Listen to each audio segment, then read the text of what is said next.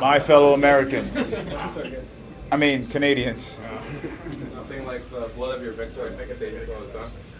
Oh, shit. Oh, yeah, that's not the color. Was that white when you weren't started? wearing burgundy? It was white. What the fuck? Whoa. It was white? It was white. It's on my pic. It sells for more now.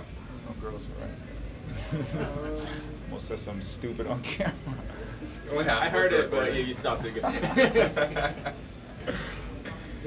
Okay, everyone good to go? Yeah, Uriah, man, that was a great performance from you. Just when the decision is being read, how did you feel about it? Did you feel you did enough to get the win there? I definitely, felt like I did enough.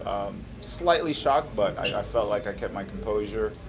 Went inside his world and definitely survived it, and I'm glad to come out with a W. Yeah, in the third round in particular, when it's kind of coming down to the wire, and then he just spends so much of that time on your back with the body triangle. Like, what's going through your mind there? Because he's not really doing any damage, but he's holding you in a position, and it's like it's just burning clock more or less. Do you worry that that's kind of going to turn the tide?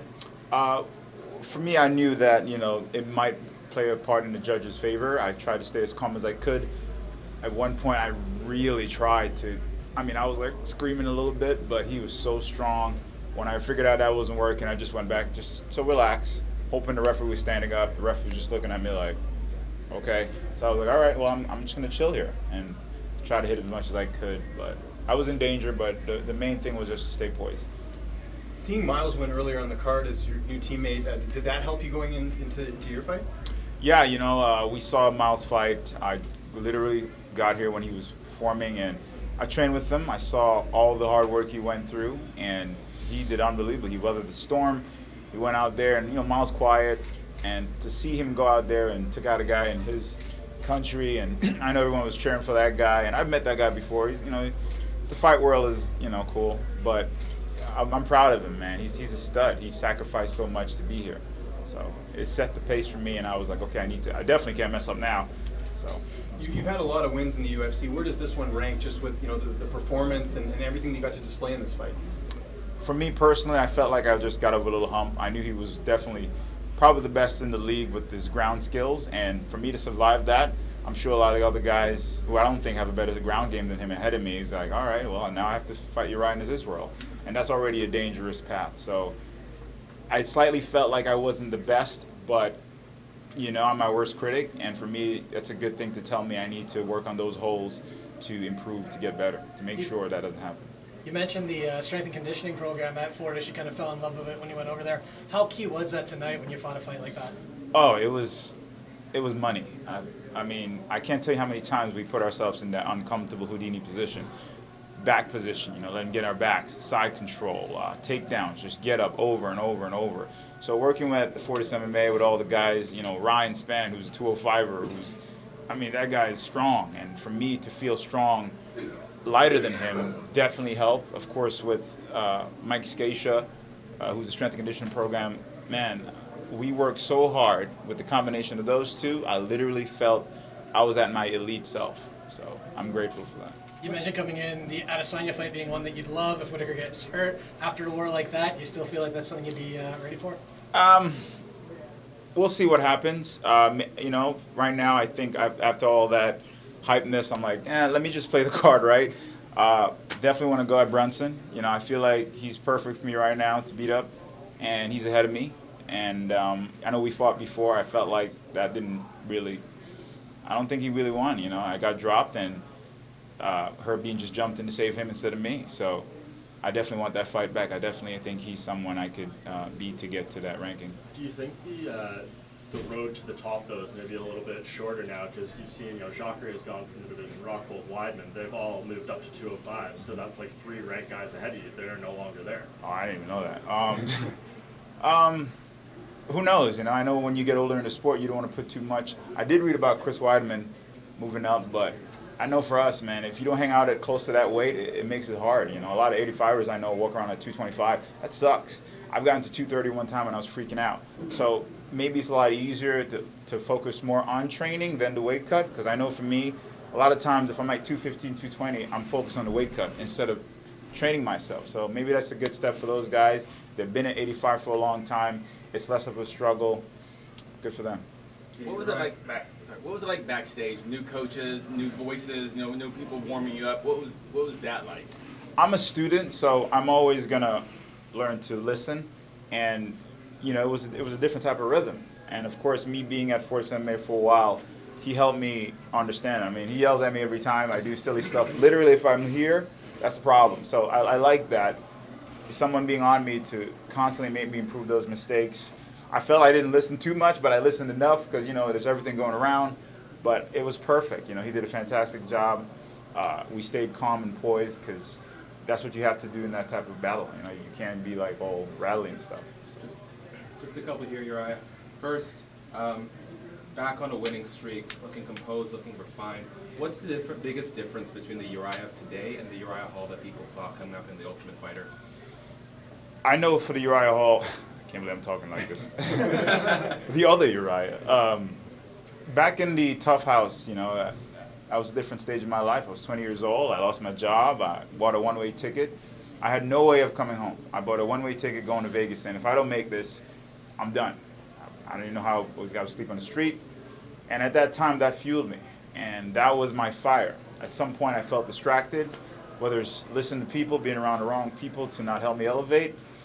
But I'm constantly in that martial arts aspect to say there's always a way out, because that's one of the things I learned about being a martial artist. You can never give up, no matter what. And through that, depression comes around sometimes. I've spoken to champions that have gone through that. So it's about staying regimented, staying focused, and of course you're going to hit those humps. But after being at Fortis, and I personally feel that the connection we've built, and the best way I can explain it, it's like dancing. If you guys kind of have each other's rhythm, it makes it easier. You're not stepping on each other's toes. But if you do step on each other's toes, it's like, all right, well, let's do this and let's do this so we both don't step on each other's toes. It's just communication. And what I love about it, we don't just talk about the fights, that's one aspect of it. I'm an athlete, but I'm also a human being too. So how can I utilize this stage, this platform to do other things, whether it's movies or having a bigger, better financial situation so I can give back in whatever way. So it definitely played a part where at 35 years old, I'm not just thinking of going out there anymore with that. I'll fight anybody. I got to be strategic. I got to do the right things. You talked about a media day, sort of the humanity in this, and you're going to punch your opponent in the face and you're going to feel bad about it. How was that tonight? How was it balancing those two parts of the game? Well, I definitely felt bad after, but during I didn't feel bad. And again, me and Carlos know each other. In the beginning, I remember telling Coach, and he was like, yo, let's fight this guy. I don't want to fight him. We're kind of cool. And he's like, well, put that out the way. So we had to tuck that emotion aside because it's business at the end of the day. And, we saw each other walking around like, hey, man, sorry, bro, we got to beat each other up. But me and Kelvin are cool. I'm sure if me and Kelvin are supposed to fight each other one day, we'd be like, all right, let's just beat each other up and get it over with. It's business at the end of the day. No emotion is going to save you. It's actions. So once we made that a legit plan, it was easy to go out there and just do work. The jab was working early and often. Was that a big part of the game plan to keep him at bay? Absolutely. The jab, probably I don't even know how to kick anymore. But just training at Fortis, working with some of the great guys, man. Jeff, who's on me like white on rice, really had to put me in that uncomfortable state to really throw that jab. And that was the game plan, just come out here. I've thrown so many jabs, I forgot to do everything else. But it was just sticking to the game plan, and even if we fall off a little bit, go over a hump, we get right back on it. And that's just being disciplined. It seemed like you broke his nose really early in the fight. Did you notice right away? I was like, what is this pour of water all over me? And I remember it hurting my back, and I just felt stuff coming down. I'm like, is he bleeding? And I thought I cut him in the head, but apparently it was his nose. And I was like, well, if I can hit him on him a little bit more. I think I caught him on it a couple of times, but I didn't know I broke it. When he's on your back and then you finally get him off and then he's in your world, what's that feeling like? Because you must have a moment of like, oh, my turn. Yeah, that felt great. I knew it was dangerous there, so we've done it so many times. I mean, I can't tell you how many times. I lost count how many times we got up. We got on the floor, we got up. One day, it was 45 minutes of just getting up. So it became a second nature. It's like wiping your ass. Actually, don't quote me on that. It's like brushing your teeth. You do it so much you don't think about it. So we put ourselves in a lot of uncomfortable position. In the back mount, I've been in the back mount for a lot of times. Ryan Spann, who's a big guy. So I just learned to stay calm. I was like, I've been here before. This is fine. He was very strong. I couldn't turn him. So I was like, let me just chill out. hoping the ref would turn it, but he didn't. You've been in this game for a while now, right? But listening to how you talk about your training, listening to you talk about this fight, is this something of a maturing performance for you? It feels like you're sort of breaking through a shell. I think we've seen you under before. You're absolutely right. I definitely feel me coming out here tonight like I was probably fighting for the second time. The first time was in the Tough House. This was like that second stepping out of the shell. It felt great because I sacrificed everything. I gave everything in the training camp.